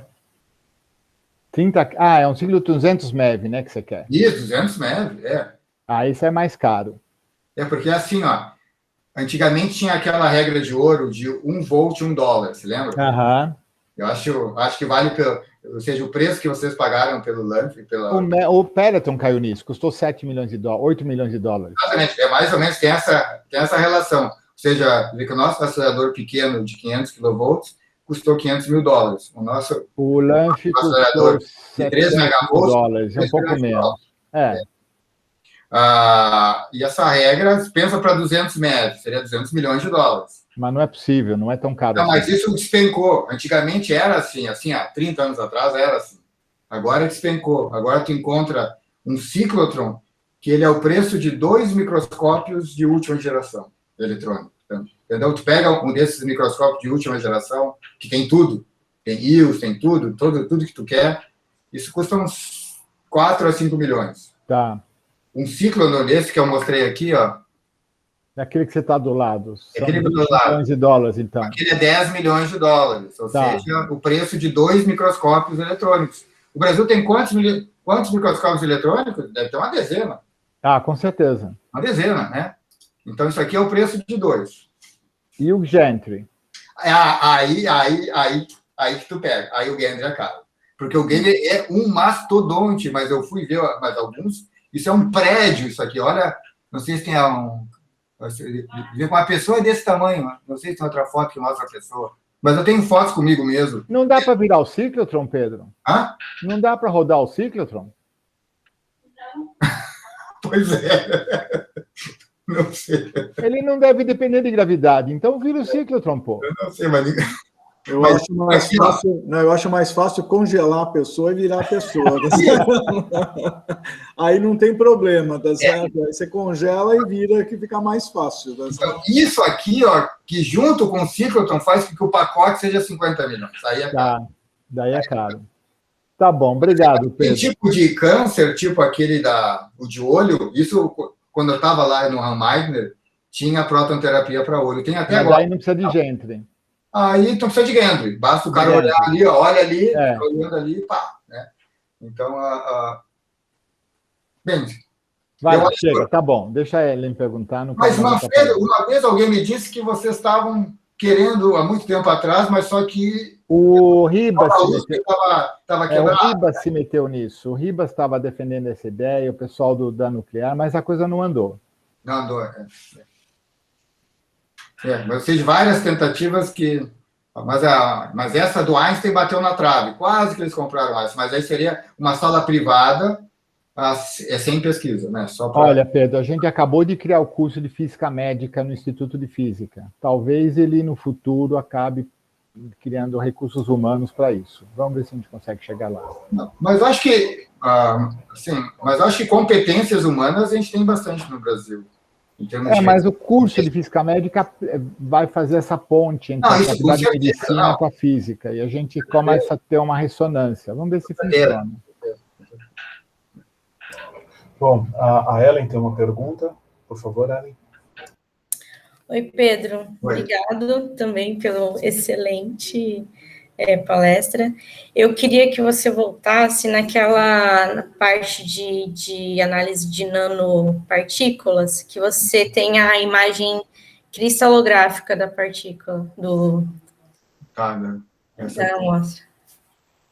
É pena que eu não falei direito dessa, né? Tem digamos, uma amostra cristalina, e a gente pode gerar um mapa que é a projeção esferográfica da rede no espaço direto, não no recíproco, no direto. Né? Sim, e assim, a minha pergunta já foi respondida, na verdade. Como que vocês fazem a análise disso? Se aquele outro espectro de perda de energia já demora um mês, imagina esse tipo de análise. Aí o Trombini, de novo, pode dizer quanto tempo demora o Trombini para um mapa desse? Aí eu fico sem jeito, mas alguns meses também. Demora até dar certo, mas às vezes, porque você tem que fazer, mas é assim, ó, tu faz um mês, aí depois tu gira o azimuth da amostra por 1 grau, faz de novo, gira o azimuth de 1 grau, faz de novo. E aí depois, tinha dias que, ou seja, tu só fazia 20 graus, porque isso aqui são vários graus, ó. Tá. Vou fazer aí, caiu o feixe, bom, outro dia a gente faz de novo. Então, até conseguir fazer isso aqui, ó, demorou E cada grau, cada ângulo, demora quanto tempo para fazer? Não, cada azimuth aqui, ó, isso aqui são vários azimuths, então, é fazendo linha por linha. E aí, cada linha dessa demora quanto tempo? Para a medida, eu falo. Acho que cada linha demora o quê? Meia hora, Trombini, é isso? Meia hora? Não, eu acho que menos. Acho que eu diria 10, 15 minutos. 10, 15 minutos cada linha. Esses detetores 2Ds agora, tipo, tá em voga, né? Todo mundo tá usando, mas a gente aqui no Brasil tá engatinhando ainda no uso e na análise dos dados, né? Que é o meu projeto, só que com raio-x. Eu tô penando bastante para fazer análise disso daí. Demora muito tempo. A informação em uma imagem, né? Lógico, depois que você processa é uma imagem, mas é muita informação para você tirar de uma imagem, assim. São muitas considerações a fazer. Mas é brilhante, essa imagem é espetacular. Aqui eu acho um pouquinho mais fácil. Eu sempre gosto mais do espaço direto do que do recíproco, né? Então, isso aqui eu acho um pouquinho mais fácil. Mas no final mas é o mesmo tratamento que tu faz com o raio-x do mapa, mas é igualzinho. É igualzinho. Tá bom, obrigada. Pedro, eu tenho 2 perguntas, né? Uma delas está relacionada com essas análises de nanopartículas, porque eu vi que você deu como resultado final o tamanho da nanopartícula e o tamanho e a espessura da casca, né? Em nanômetros. Isso. E você, inclusive, disse que, corretamente, que uma das dificuldades é essa conversão de nanômetros, né, de átomos por centímetro quadrado para nanômetros e tal. Nessa técnica MEIS, como é que vocês fazem isso? Não, a gente assume uma densidade, aí sim. Sim. Pode ser que a densidade seja um pouco diferente no nano, mas, de fato, a gente assume uma densidade. A minha outra pergunta é com relação àquela animação muito legal que você mostrou logo no começo do próton chegando no átomo de hidrogênio, né? Tá. E do antipróton também chegando no átomo de hidrogênio. Isso. Eu realmente sou curioso dessa área, então você me desculpe se a minha pergunta for muito ingênua, mas qual que é a diferença dessa abordagem que você utilizou para Time Dependent Density Functional Theory? Porque, pelo que eu vejo, assim, pela sua animação, eu vejo que a aproximação de Bohr-Oppenheimer está aí, né? E depois deve ser, em algum ponto, você deve optar entre resolver a equação de Schrödinger ou resolver a equação de Conchan, não sei. Existe alguma comparação entre essas duas técnicas? Tem. Ou seja, é muito parecido os 2 métodos, na verdade. Ou seja, mas aqui, como foi átomo de hidrogênio, então mas é algo mais simples, mas se usa o DT, DFT, quando é mais complicado o sistema. Mas aqui, tu tem basicamente 3 corpos, que é o próton, o núcleo, que aqui é um próton também, e o elétron, são 3 corpos.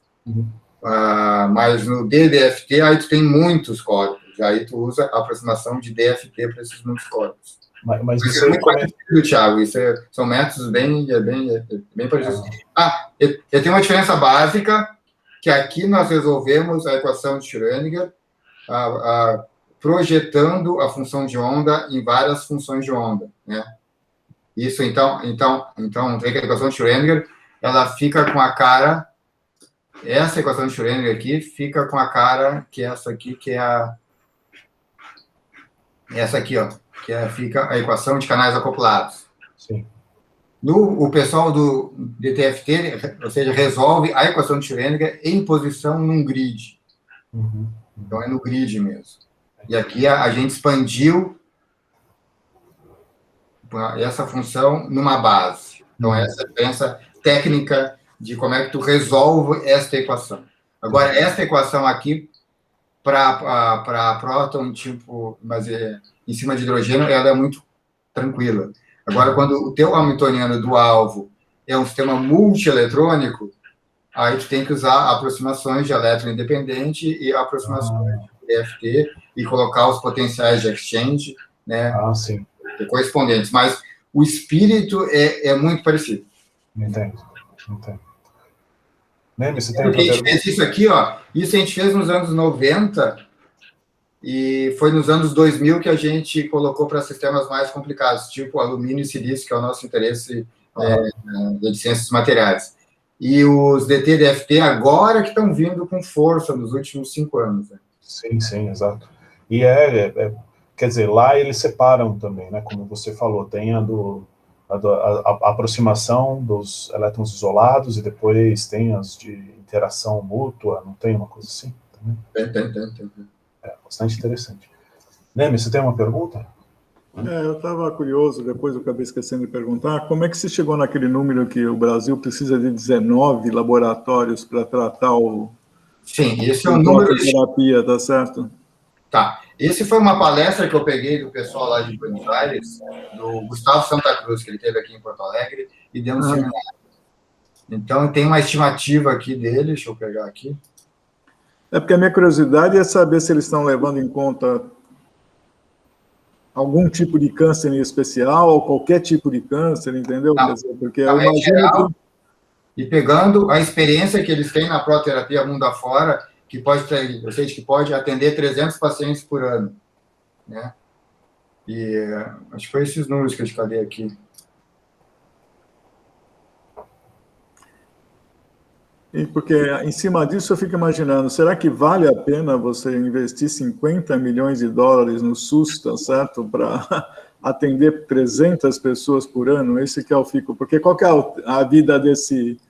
Por isso que eu acho que não o tempo de vida dele deve ser o quê? 10 anos, no máximo, tá certo? Alguma coisa desse tipo, né? Ou seja, por isso que os grandes hospitais não compraram, porque é muito caro e eles... se compram, eles vão ter que lucrar em cima, né? Isso, mas eu fico imaginando, eu fiz a conta rápida aqui, é difícil de você, com 300 pacientes... Você mesmo cobrando 100 mil dólares, ou seja, lá fora se cobra, eu vejo que na Europa 30 mil euros, 50 mil dólares nos Estados Unidos, mas acho que o custo no Brasil seria em torno de 100 mil dólares. Tu não paga esse tipo de investimento. Então, por isso que, mas o investimento acho que tem que ser público e não privado, porque ele vem com o hospital... Nunca vai ter cacife. E também tem outra coisa que me falaram, Neme, que no Brasil, mas é assim, ó, se isso está instalado no Einstein, aí vai ter, porque isso é para tratamento de criança, porque o tratamento convencional dá essa importância, então é criança que a gente está falando. E aí o pessoal do Einstein tem medo das liminares. Se tem uma criança que tem um tumor que precisa da proterapia, obviamente, né? Então, Einstein tem medo da liminar, que tem que tratar essas crianças por força de liminar.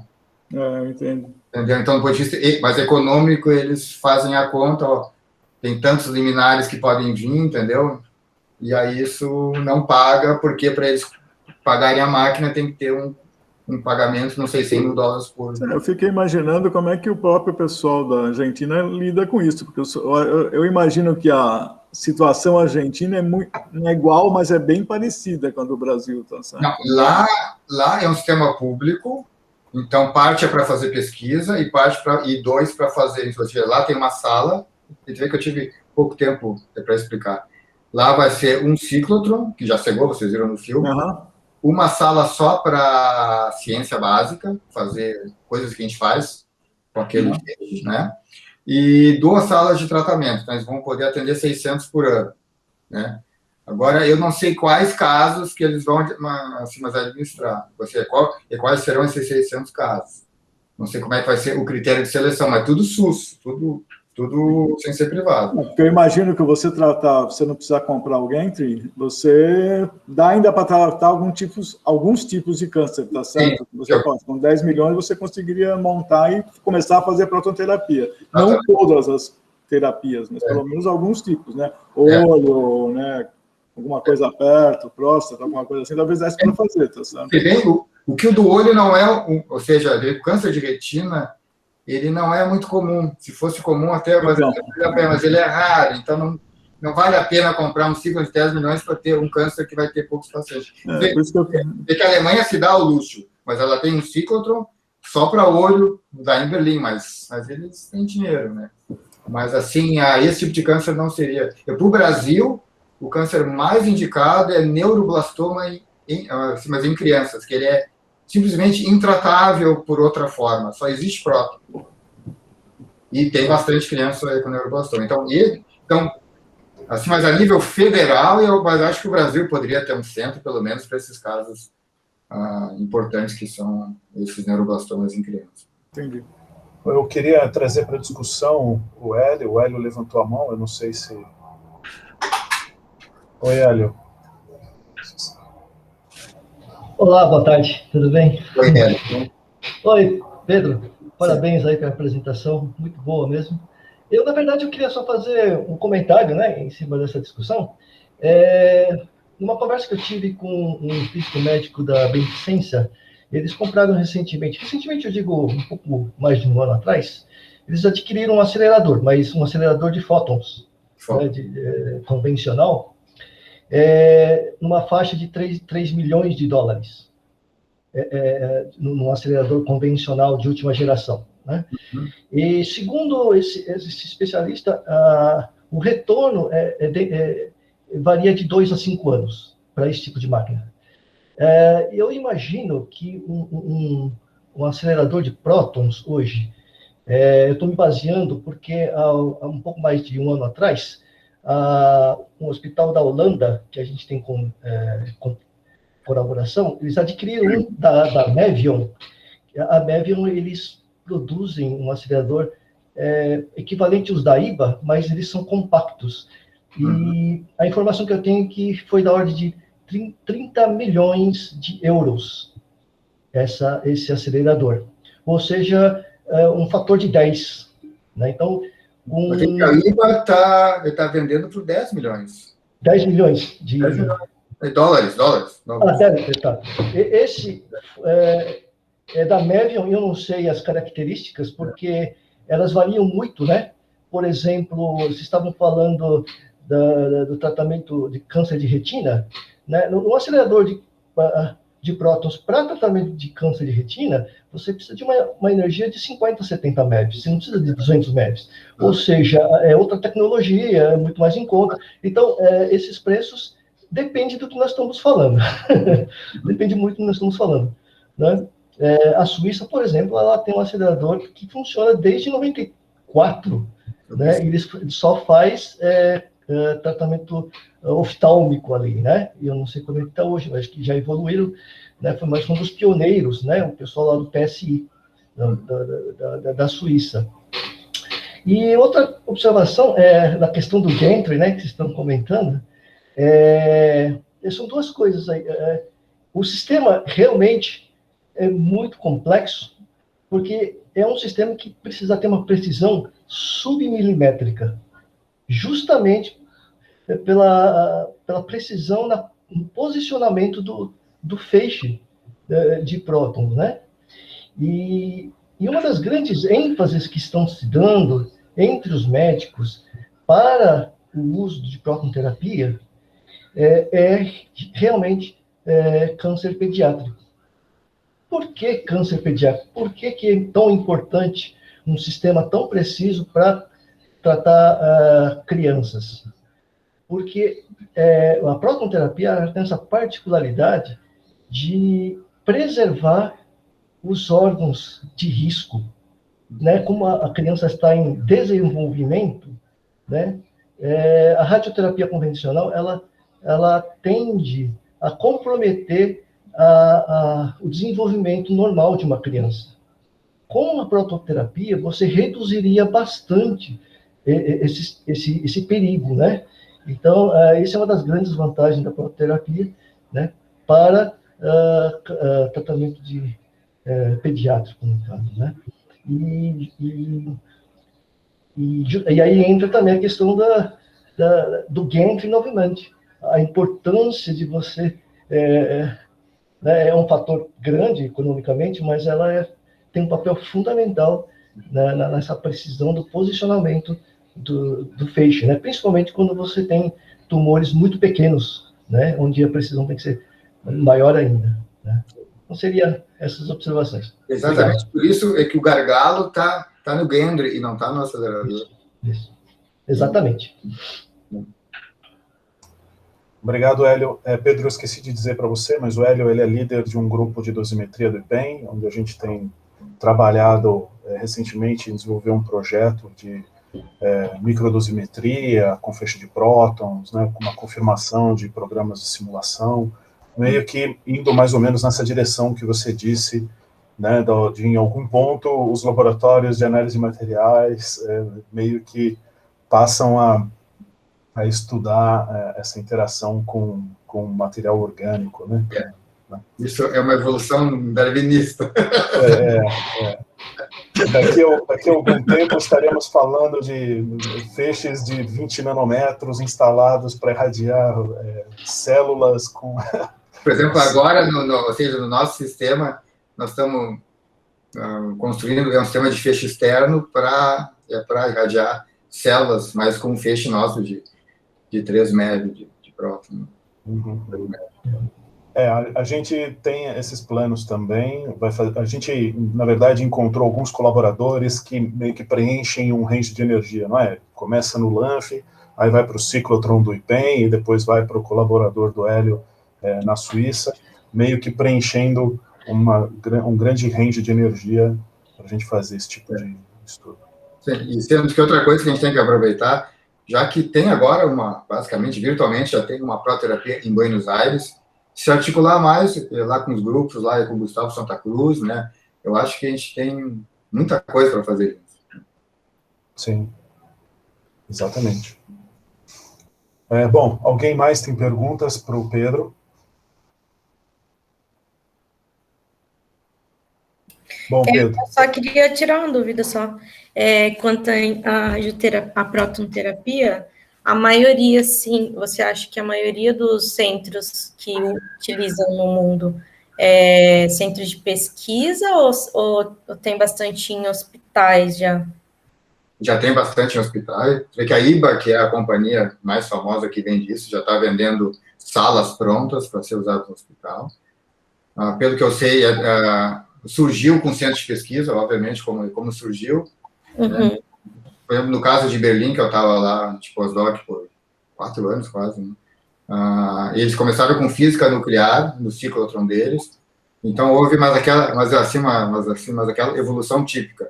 Estavam em física nuclear, depois trocaram para ciências materiais e depois foram para olho, para houve aquela evolução, ou seja, a mesma máquina evoluiu de nuclear a protonterapia. Sim. Eu estive em Catânia por 2 anos e lá eles têm também. E justamente é bem específico. É para câncer de olho em crianças. É bem específico. Só uma espécie de curiosidade do câncer de olho.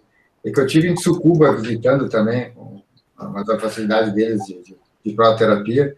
E aí eu perguntei essa do olho, né, e ele disse, não, aqui no Japão não tem esse caso. Por que não tem? Não tem. Diz que japonês não tem esse tipo. Ou seja, o tipo da etnia japonesa é algo mais raro ainda. Esse câncer de olho é mais na etnia branca, assim, raros, né? Mas na etnia japonesa é mais raro ainda. Então, eles não têm no Japão, segundo me. É interessante, eu não sabia disso, que era raro. Por isso que tem poucos, né? Poucos. Mas na Europa, que tem essa etnia mais clara, olhos claros, aí tem vários lugares com feixe de próton para olho, que é o 70 metros de próton. Chegar na retina. Eu acho que é 200. Não, a próton é 70. 200 é para o tratamento. O ciclotron dele. Tá. É bastante. Legal. Obrigada. Uma coisa que eu já ia esquecendo, Pedro, que eu falei com você por e-mail, era aquele exercício que a gente pede para os nossos convidados fazerem a respeito de possíveis colaborações, né? Você acabou mencionando a questão de uso de inteligência artificial para processar esse vector, né? Então, o nosso principal ponto, Thiago, que tu tem muita experiência nisso, que até eu já te comentei quando tu deste um seminário aqui em Porto Alegre, né? É que a gente tem esses espectros 2D para analisar, mas, na verdade, a gente só analisa 3 fatias dele, deixa todo ele. Então, a gente está perdendo informação. Então, número 1, como é que a gente analisa melhor esse espectro que eu mostrei para vocês, 2D? Né? Quais são as técnicas, como é que a gente pode melhorar isso? E outra, entrar a rede neural para também fazer isso. Então, isso que a gente... Isso eu acho que a gente poderia cooperar bem. Certamente. Essa é uma coisa que a gente tem trabalhado ultimamente. Essa parte de rede neural. Baseado na tua publicação, a gente começou a fazer brincadeiras no Python, né? Que tem o Keras lá, né? A gente começou a brincar. Os alunos adoram isso, isso é uma coisa super legal. E sendo que a nossa primeira teste era se era possível pegar uma imagem 2D e reconhecer se é filme ou nanopartícula só vendo a imagem 2D. A gente está fazendo esse tipo de brincadeira ou de testes para ver se é possível. Né? Mas você vê que a gente está pensando em algo mais sofisticado, que são esses FinFETs. Mas a Samsung está interessada porque quando uma empresa faz esses transistores, tem que ter um controle de qualidade para saber se os FinFETs estão tudo direitinho, por exemplo. Ou se a implantação de arsênio está direitinho. E um dos testes seria 1 mês, né? Mas aí teria que ser algo assim como a inteligência artificial, não esperando 12 meses, que nem falou o Trombini, para ver na hora ali, ok, tá certo, não, isso aqui tá ruim, joga fora. Tá certo, tá ruim, joga fora. Então, esse tipo de inteligência artificial também seria interessante. Legal. Bom, se tiver interesse... certamente temos interesse, até a gente pode programar alguma reunião, né? Certo. Muito bom, seria excelente. Bom, não tendo mais perguntas para o Pedro, eu gostaria de agradecer novamente, Pedro, o seu tempo. Realmente, aquela parte que você deixou para a próxima vez é uma coisa que também nos interessa muito. A gente é muito curioso para saber dessa questão da explosão colombiana, a medida de filmes no SI, né, em forma absoluta. Isso é uma coisa realmente interessante. Bom, então, nesse momento, eu vou interromper a gravação